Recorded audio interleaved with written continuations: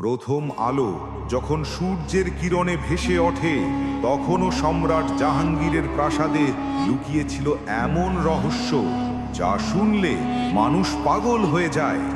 চাঁদের আলোয় তার প্রাসাদ ঝলমল করত, আর প্রতিটি দরজার আড়ালে লুকাতো ইতিহাসের অদ্ভুত এক অমর কাহিনী। জাহাঙ্গীর ছিলেন মুঘল সম্রাটদের মধ্যে সবচেয়ে রোম্যান্টিক ও রহস্যময় শাসক। তিনি শুধু রাজ্য শাসন করতেন না, প্রকৃতি ও সৌন্দর্যের প্রতিও তার ভালোবাসা ছিল অসীম। বলা হয়, এক রাতে তিনি স্বপ্নে দেখেছিলেন এক বাগানে ফুটছে এমন এক ফুল যার গন্ধে মানুষের মন মোহিত হয়ে যায়।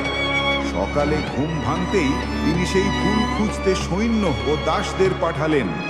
বছর কেটে গেল, কিন্তু ফুলের দেখা মেলেনি।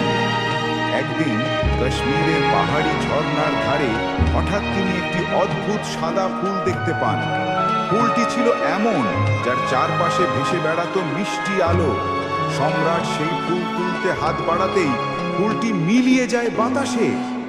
লোকেরা বিশ্বাস করে সেই ফুল আসলে এক অপ্সরা ছিল, যে কেবল জাহাঙ্গীরকেই দেখা দিত।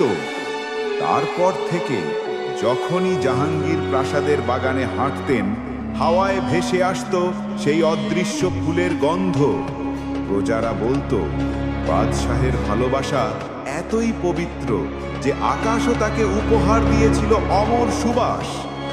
এ কাহিনী আজও শোনা যায়, আর শোনা মাত্র মানুষের মনে জন্ম নেয় এক অদ্ভুত কৌতূহল ও বিস্ময়।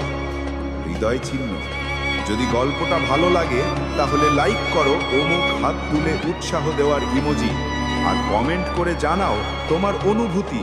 লেখার হাতের ইমোজি, ঝলমল করা ছোট্ট ঠাট্টা নক্ষত্র।